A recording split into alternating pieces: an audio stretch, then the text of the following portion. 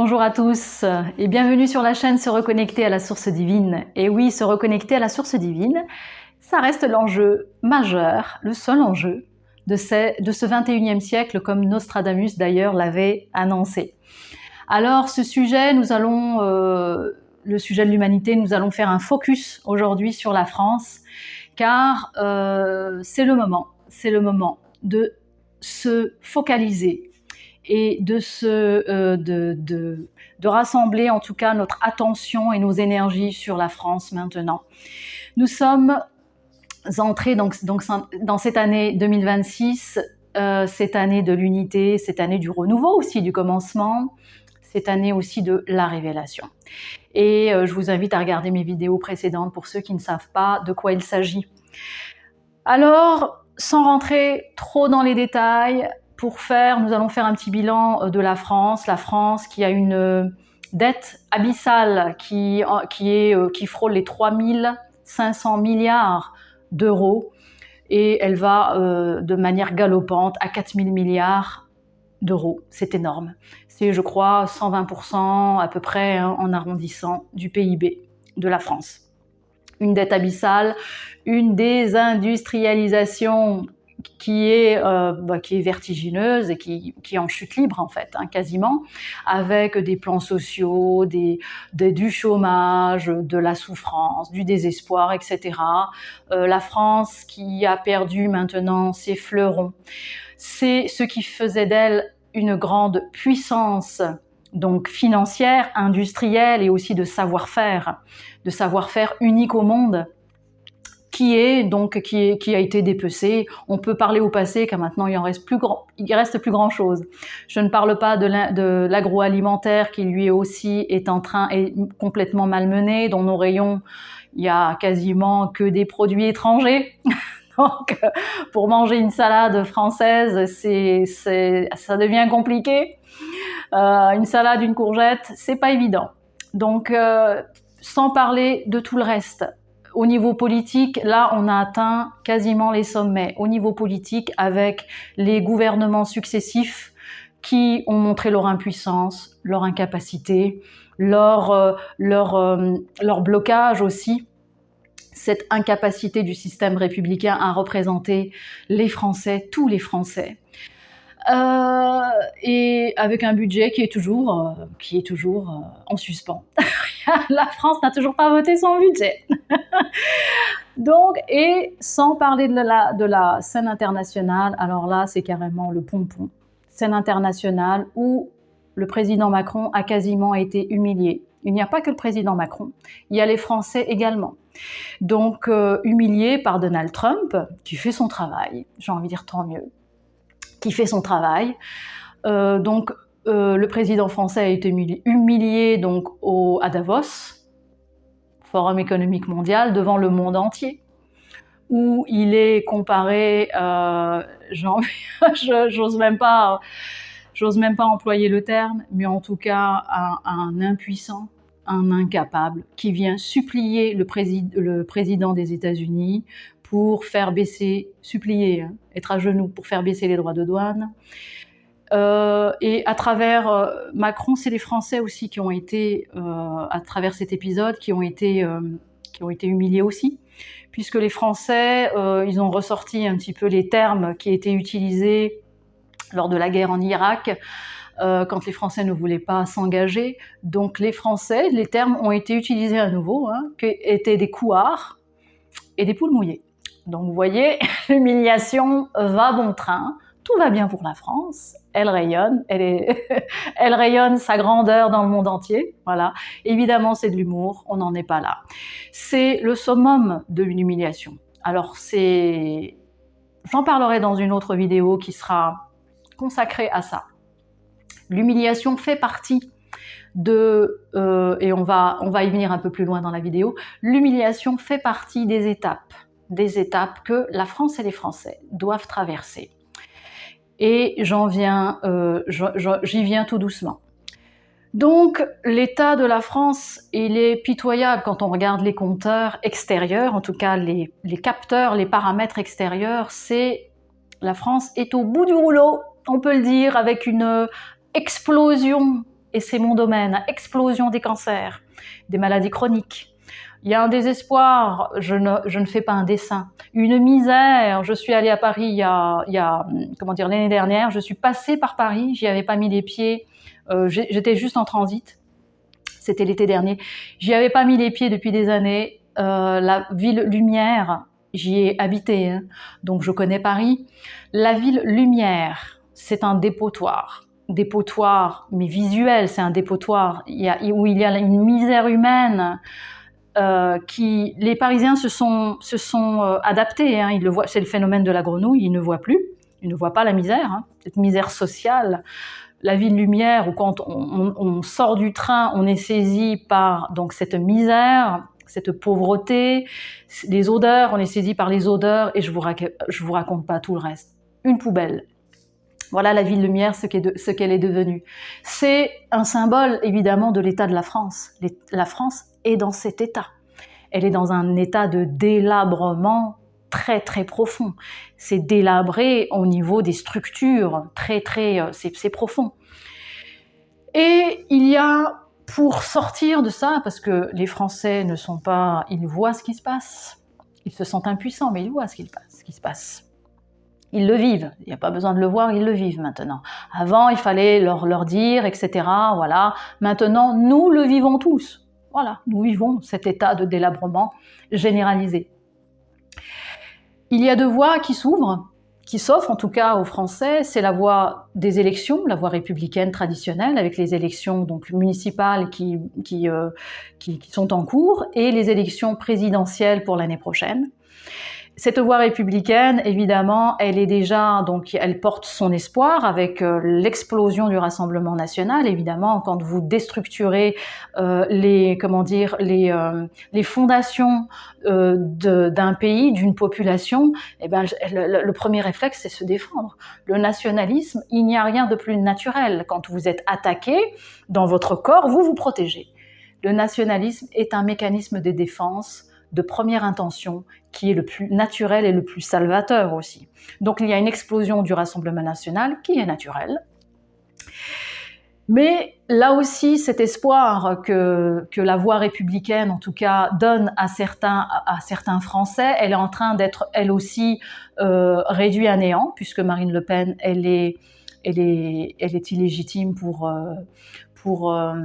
les élections présidentielles. En tout cas, elle a été frappée d'illégitimité, c'est plus juste dans les termes. Et on est en train, donc ils sont en train, nos dirigeants, hein, et toute la structure qu'il y a autour de ces dirigeants, toutes les institutions, sont en train d'attaquer Bardella, lui aussi, Jordan Bardella.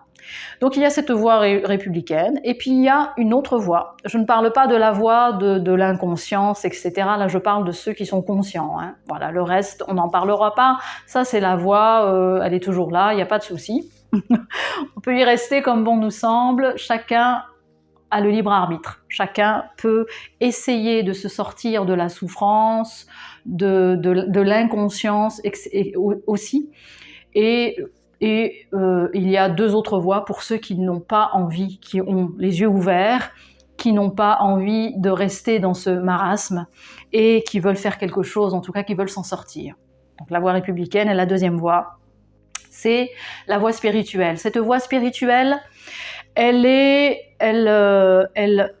promet, en tout cas, elle porte en son sein un nouveau paradigme. Un nouveau paradigme dit nouvelle gestion de la société. Donc, c'est-à-dire quelque chose qui ne serait pas la République, quelque chose qui serait autre chose. Quelque chose qui serait autre chose. Quelque chose de différent, pardon.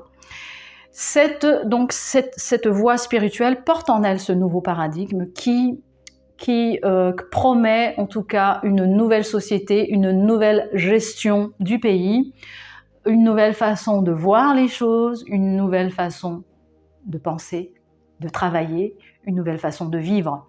Et j'ai demandé, donc dans cette voie spirituelle, il y a évidemment donc la voie ce qu'on appelle la voie apocalyptique. Donc les chrétiens et puis les autres religions attendent la venue du Messie, donc le retour du Christ qui arriverait sur des nuées pour sauver l'humanité, donc la France en même temps. Donc ça, c'est une partie de ce que nous offre, en tout cas l'héritage spirituel de la France et de l'humanité. Il y a ensuite ceux qui attendent le grand monarque, c'est-à-dire ce roi qui viendrait sauver l'humanité, qui viendrait sauver la France, et à travers la France, l'humanité. Le grand monarque qui a un petit peu ses parallèles dans les autres religions, le Mahdi, etc., le Mashiach, etc. Donc, tout ce qui est autour de la prophétie, des prophéties du grand monarque, et tout ça dans un contexte apocalyptique, c'est-à-dire une souffrance, des tribulations énormes pour les Français, pour l'humanité. Et il y a aussi le mouvement extraterrestre qui n'est pas négligeable, où les gens pensent que la France va être libérée par des civilisations extraterrestres, une civilisation extraterrestre avancée, pour nous sortir justement du joug de nos dirigeants destructeurs. Là aussi, c'est enraciné, des choses très intéressantes. Donc il y a, et je ne parle pas de tout le reste, mais en tout cas ce sont l'héritage, les trois grands mouvements spirituels qui existent en France et qui ont leur raison d'être, évidemment. Et il y a ceux qui veulent aussi faire quelque chose, qui ne veulent pas attendre d'être libérés par le retour du Christ, qui veulent peut-être le retour du Christ sur des nuées après des années de tribulation, l'antéchrist, etc.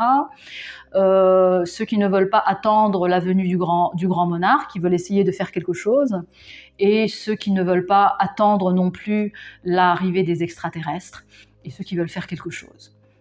Donc il y a un petit peu, c'est ce que nous vivons en ce moment. Nous sommes dans tel ou tel mouvement, dans telle ou telle vérité aussi, tous, qui que nous soyons, quelles que soient nos racines spirituelles en tout cas. Donc c'est deux voies. Et pour essayer de faire le point en cette année 2026, j'ai demandé, je demande à Dieu, je demande toujours à Dieu, je demande... qu'est-ce qui manque à la France? Qu'est-ce qui lui fait défaut?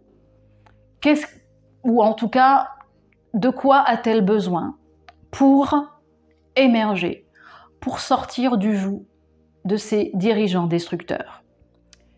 Et je me suis dit, je vais avoir plusieurs paramètres, j'allais noter, et en fait, il n'y a qu'une chose qui est sortie, c'est l'unité. Une seule chose fait défaut aux Français et à la France, c'est l'unité. Alors vous imaginez bien que j'ai été très surprise de ça. Parce que, qu'est-ce que ça veut dire? Ça veut dire qu'en fait, la France, les Français ont absolument tout pour être heureux. Ils ont un héritage spirituel très très riche. Nous avons un héritage spirituel très très riche.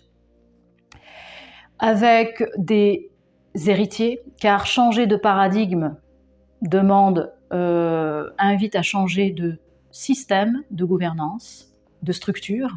La France a des héritiers royaux, donc elle a un héritage royal.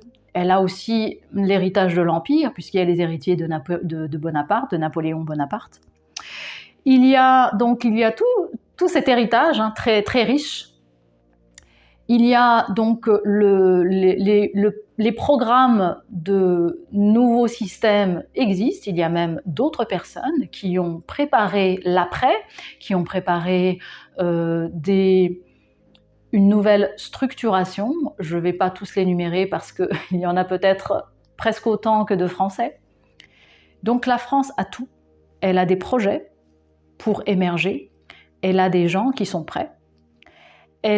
Qui sont prêts donc à gouverner, elle a des gens qui sont prêts à gérer, donc la gestion. Elle a une richesse au niveau des projets, des inventions pour relancer l'économie. Il y a un réservoir de créativité en France qu'il n'y a nulle part ailleurs dans le monde. Il y a un réservoir de créativité pour relancer l'économie. Il y a absolument tout. C'est pas évident de tout énumérer, mais en tout cas, il y a tout cet héritage spirituel, économique, de savoir-faire, de savoir-être en son sein. Alors, cette unité, pourquoi elle fait défaut aux Français? Il y a donc 3 paramètres qui ressortent. Il y a d'abord les peurs. La plupart des gens ont peur, sont encore chez eux. Il y a encore beaucoup de gens qui sont dans la peur de mettre en place des choses pour sortir un petit peu du système. Peur que ça échoue, les peurs, il y en a des milliers et des cents. Il y a ce que j'ai, donc ça c'est en premier lieu. En deuxième lieu, il y a l'attentisme qui est relié aux peurs. C'est-à-dire qu'en fait, on préfère attendre qu'il y ait un sauveur, etc., pour changer de paradigme, pour être heureux.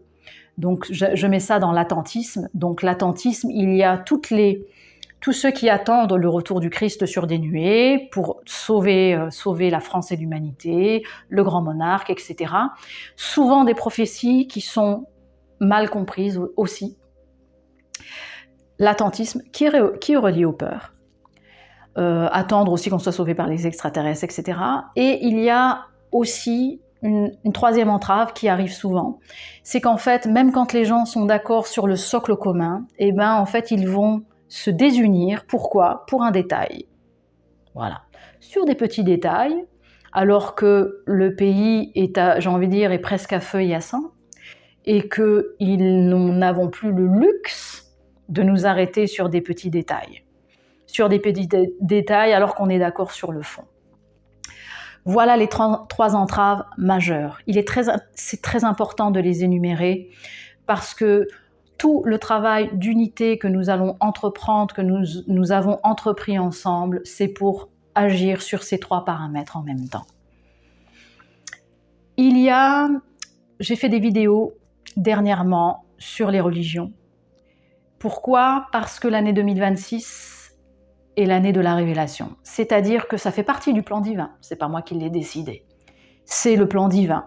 C'est-à-dire qu'en fait, l'énergie divine est en train de sortir, en fait. Elle est en train de pousser dans les cœurs, purifier nos cœurs et nos âmes, purifier de tout ce dont nous n'avons plus besoin. Car le but de cette ère spirituelle, c'est que l'humain retrouve son unité avec son Créateur et retrouve son unité, son essence divine. C'est bien le but, c'est l'unité. Donc elle ne se fait pas dans le mensonge, retrouver son essence divine, c'est-à-dire traverser toutes les couches d'ombre, de mensonges, de tout ce dont aussi nous n'avons plus besoin, qui est désuet, pour revenir à notre essence, comme l'étaient Adam et Ève au commencement, reliés avec une reliance directe au divin. Donc l'année de la révélation, pourquoi j'ai parlé des religions? Parce que les religions vont être au cœur des débats, au cœur des préoccupations des Français, mais aussi de l'humanité. C'est pas moi qui l'ai décidé, ça fait partie du plan divin. Le plan divin pousse pour que la vérité sorte et pour que nous nous purifions et nous nous débarrassions, nous nous libérions. On appelle ça, nous nous dépouillons, on appelle ça le dépouillement de tout ce dont nous n'avons plus besoin et tout ce qui entrave. Et donc il y a des structures qui ont été jusqu'à maintenant inébranlables et elles vont être secouées cette année, elles ont commencé à être secouées. Il y a d'abord le noyau de la pédophilie à travers l'affaire Epstein. C'est ce noyau, cette espèce de carcan qui a été déployé, construit autour de la pédophilie et qui est en train de sauter. Donc l'affaire Epstein n'est qu'à ses débuts.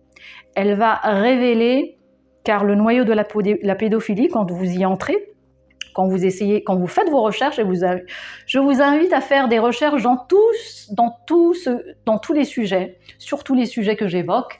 Évidemment, je suis là pour apporter, en tout cas, ma vision, mon éclairage, ce que je reçois, mes propres révélations. Mais je vous invite aussi, donc à travers aussi des années d'expérience, de recherche, de connexion, je vous invite à faire vos propres recherches et surtout à expérimenter. Nous sommes dans l'ère de la conscience, nous avons besoin d'expérimenter. Nous ne pouvons plus croire uniquement, nous avons besoin de vivre Dieu. Nous ne pouvons plus croire en Dieu, nous sommes appelés à vivre Dieu, à être un avec Dieu, à être le divin. Donc, le noyau de la pédophilie, quand vous commencez à vous y intéresser, eh ben, vous pouvez y trouver tous les rouages de l'état profond, absolument tout. C'est pour ça que c'est un domaine qui a été jusqu'à maintenant cadenassé, mais alors avec beaucoup de cadenas, hein. Et c'est en train de sauter. Donc il y a le sujet de la pédophilie, donc avec l'affaire Epstein qui n'en est qu'à ses débuts. Elle a fait sauter Jack Lang, qui est quand même un dinosaure par rapport à quand vous faites des recherches sur la pédophilie, vous tombez sur Jack Lang. C'est pas, il n'y a pas besoin de, c'est pas un scoop, hein, ce que j'annonce. Hein. Donc Jack Lang a été déchu de ses fonctions. Il était à l'Institut du monde arabe pendant des années, intouchable. Et il commence à être touché pour des petits propos, mais vous allez voir que ça va aller beaucoup plus loin que ça. C'est en train de sauter. Et il y a aussi les structures maintenant religieuses qui sont parce que l'ombre utilise les structures les structures religieuses pour contrôler une partie de l'humanité. Donc c'est pareil, ces structures sont elles-mêmes ébranlées. C'est pas moi, c'est pour ça que j'ai fait ces vidéos avant, parce que pour pouvoir comprendre ce qui va arriver en cette année 2026. Donc toutes ces structures religieuses vont être ébranlées aussi, de manière à ce que les gens qui sont dans les religions, dans mes propos, je ne vise jamais les gens, je vise toujours les dogmes, les structures, parce que nous sommes appelés à revenir à cette essence. Voilà, tout simplement. Et donc je ne dénonce personne, je suis moi-même, j'ai été musulmane à ma naissance, hein, je suis restée pendant des années, et j'ai commencé à faire des recherches toute petite, hein. J'étais à 12-13 ans dans les bouquins de psychologie, etc. J'ai commencé à faire des recherches sur les religions donc, très tôt, et à 18 ans, j'ai dit j'arrête, parce que je savais que c'est pas en épluchant les écrits que j'avais épluché, ce n'est pas avec ça que je pourrais trouver la vérité. Et j'ai bien fait parce que j'ai vécu les expériences mystiques juste après. Et pourquoi ? Parce que ma détermination la plus profonde, c'était de trouver la vérité. Peu importe ce qu'elle était, si c'était une religion, j'étais prête à revenir dedans, il n'y avait aucune barrière là-dessus. Par contre, je voulais la vérité, parce que j'ai grandi musulmane dans un monde, là où j'ai grandi, c'était un monde chrétien, et j'étais dans cette ambivalence, pourquoi moi je suis comme ça, pourquoi ils sont comme ça, pourquoi J'avais besoin de vérité. Et c'est donc à 18 ans, j'ai quitté la religion, et j'ai ensuite fait mes propres expériences jusqu'à retrouver Dieu. Et si je le dis, c'est parce que quand vous retrouvez Dieu, il n'y a aucun doute. C'est tellement puissant que ça fait tomber tous les doutes. Il n'y en a plus aucun. Il n'y en a plus un seul.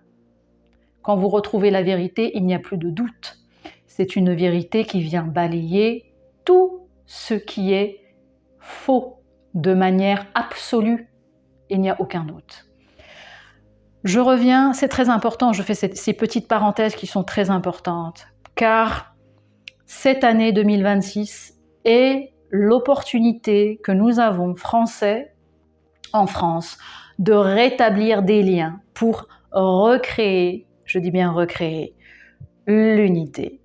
Cette unité, ce n'est pas un mot, nous sommes un déjà. Pour ceux qui ont déjà cheminé spirituellement parlant, nous sommes un, nous sommes interconnectés. Et cette unité, maintenant, elle a besoin elle a besoin, c'est une unité spirituelle, énergétique, elle a besoin maintenant de s'incarner. C'est ce que nous avons commencé à faire et ça va être l'objet de toutes mes prochaines vidéos pour essayer d'enraciner et de faire grandir cette unité. L'unité, comme je l'ai précédemment dit, elle ne peut pas se faire dans les ténèbres, elle ne peut pas se faire par le faux, elle ne peut se faire que par la vérité et sur un socle commun. Pour envisager quelque chose de nouveau pour la France, quelque chose de pérenne, quelque chose qui nous ressemble, quelque chose pour un système, pour que nos enfants ne s'entretuent pas comme ils le font aujourd'hui, qu'ils ne tuent pas ou qu'ils soient tués, pour que nos enfants soient heureux, connaissent la prospérité, se réalisent pleinement.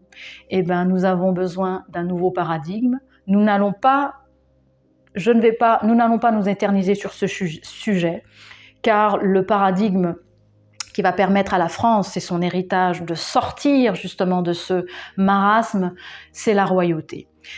Et cette royauté, on ne va pas rentrer dans le détail, car il y a différents héritiers, il y a un héritage très riche en France, et j'ai envie de dire, il y a presque autant d'héritiers que de grands monarques aussi. Hein. C'est pareil, les mots grands monarques, vous ne m'entendrez plus les utiliser, je les utilise une dernière fois parce qu'ils sont corrompus maintenant par l'ombre. Il y a, pareil, une infinité de grands monarques maintenant, et vous verrez aussi que ceux qui se disent grands monarques, il y en a beaucoup, qui se disent unificateurs des religions. Donc le grand monarque, non, ne va pas... Ça, c'est le programme de l'ombre. Nous ne pouvons pas unir les religions. C'est impossible. Les religions sont appelées à revenir à leur essence. Oui, et nous pouvons nous unir à partir de cette essence. Et c'est cette essence, ce socle sur lequel nous pouvons construire quelque chose de pérenne, quelque chose de vrai, de solide. Ce socle, c'est la révélation 2026. Ce socle, il est l'héritage de toute l'humanité. Il est l'héritage de chaque Français. C'est un socle spirituel, c'est le socle christique, c'est le socle de Jésus-Christ. C'est l'héritage des Juifs, c'est l'héritage des musulmans, c'est l'héritage des chrétiens évidemment, c'est l'héritage des chamans, de tout à chacun, de toute spiritualité, car le Christ, c'est l'union de l'humain et du divin dans la chair, dans la matière. Voilà, et l'humanité a une histoire, il y a des choses qui se sont passées, et pour se libérer, il faut réparer ce qui s'est passé, il faut en prendre conscience, réparer s'il y a besoin, ou porter un flambeau s'il y a besoin, ou pas. C'est l'héritage non seulement de l'humanité, mais c'est aussi l'héritage de la France. Son héritage est christique et c'est sa mission divine. Alors, pour cette année 2026, pour pouvoir faire quoi que ce soit, envisager quoi que ce soit, nous n'avons pas d'autre solution que de nous unir. L'unité est non seulement quelque chose, c'est notre essence. Nous sommes faits pour ça, nous ne sommes pas faits pour nous battre les uns contre les autres. Nous sommes là pour nous unir, vivre ensemble, entre frères et sœurs, car nous sommes frères et sœurs, nous sommes tous frères et sœurs. Je n'entrerai pas dans d'autres détails. Le principal, c'est que nous sommes là pour vivre ensemble et que nous avons un héritage extraordinaire en France et que cet héritage passe par le Christ. C'est le socle de la nouvelle France, de la France divine, c'est le socle aussi de la nouvelle humanité. Et je vous invite c'est ce qu'on me dit aussi, c'est ce que j'ai comme information, le socle, cette unité ne pourra se faire que dans l'humilité. Il n'y a rien qui ne pourra se faire sans humilité. L'humilité, c'est accepter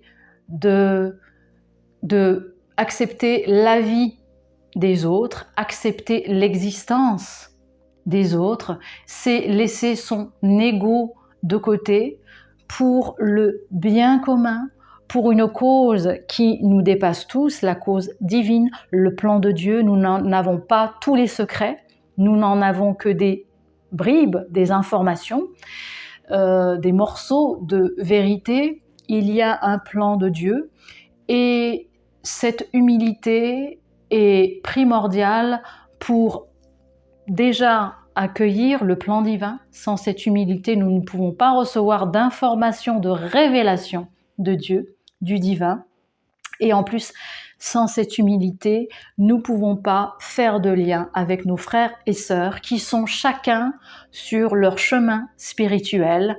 Et c'est aussi une manière d'accueillir aussi les avis des uns et des autres. Nous sommes tous différents, nous sommes tous des singularités, des expressions singulières de Dieu.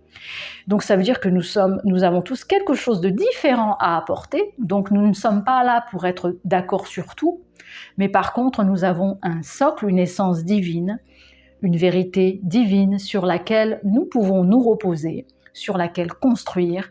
Et cette humilité permet à cette essence, en tout cas, de transiter, de créer des ponts entre les humains. J'en parlerai dans les prochaines vidéos, en espérant que j'ai rien oublié. C'est en tout cas l'essentiel. Nous ne sommes plus là pour encaisser les vagues destructrices de nos dirigeants, les vagues destructrices de la vie. Nous avons un pouvoir divin créateur et je vous en parle en connaissance de cause, ce n'est pas la théorie, c'est l'expérience spirituelle que j'ai faite il y a de cela maintenant plus de 20 ans. Et c'est ce qu'a vécu aussi à un degré aussi différent, mais qui est intéressant, l'abbé Salnave. Je vous invite à regarder la vidéo de l'abbé Salnave sur Toxin. L'abbé Salnave qui a fait plus de 48 heures de garde à vue. Et parce qu'il y avait une église qui était en destruction et qu'il voulait la préserver et qu'il est allé sur place. Et en allant sur place, il a aspergé donc cette église d'eau bénite. Et juste après ça, et ça a d'ailleurs fait rire la journaliste Clémence, je ne sais plus comment, j'ai oublié son nom, qu'elle me pardonne, la journaliste de Toxin qui, quand l'abbé Salnave lui raconte qu'il était venu exorciser l'église des démons, elle a ri. Et nous allons voir, et je ne sais pas si l'abbé Salnave a conscience de tout, mais ce qu'il a fait a été très puissant en tout cas. Ce n'est pas un événement anodin. Il a aspergé d'eau bénite. Et quand le maire est arrivé, il a explosé de colère, il est sorti de ses gonds. Pourquoi ? Parce qu'il y avait la puissance du Christ. La puissance du Christ, c'est une puissance de lumière qui est incommensurable. Elle fait sortir le faux. S'il y a des démons, elle les fait sortir la vérité. Et la vérité sur cette anecdote, je vous invite à regarder cette vidéo. La vérité de cette anecdote, c'est qu'on a un élu qui est complètement possédé, qui est complètement investi, infesté de ces énergies de ténèbres et de chaos, de l'ombre. Et quand il y a l'abbé Salnave asperge l'église d'eau bénite et qu'il arrive, ce sont les esprits malfaisants qui en sortent. Voilà la puissance. C'est tout ce qu'a fait l'abbé Salnave. Voilà ce qu'on peut faire au nom du Christ. Et en tout cas au nom du divin. C'est très puissant. On peut ébranler la société actuelle. On peut ébranler la société actuelle et c'est ce qu'elle est en train de faire et c'est ce que nous avons dans nos cœurs et entre nos mains. Et cette puissance christique, c'est l'héritage de tous les Français et c'est l'héritage de tous les humains. Alors je nous invite à beaucoup d'humilité et j'en fais partie. Beaucoup d'humilité pour nous unir et je vous en dirai plus dans les prochaines vidéos. Oui, nous avons tout. Nous avons des héritiers. Nous avons des héritiers, j'ai envie de dire, royaux. Nous avons des héritiers spirituels. Nous avons une créativité débordante pour remettre la France sur pied et recréer de la lumière, de l'amour recréer parce que nous sommes des générateurs de création, des sources créatrices. À nous tout seuls, chaque être humain détient ça. Et ce sera mon mot de la fin, le mot de l'unité, sur un socle commun, avec la révélation, avec le Christ. Donc, je vous dis à bientôt, je vous en dirai un peu plus. Pour ceux qui acceptent cette vérité, qui que vous soyez, qui que nous soyons, peu importe, qui acceptent cette vérité, nous allons pouvoir, à travers cette unité, je l'avais dit dans ma vidéo de l'été dernier, le fait de nous unir concrètement va décupler nos propres puissances spirituelles individuelles.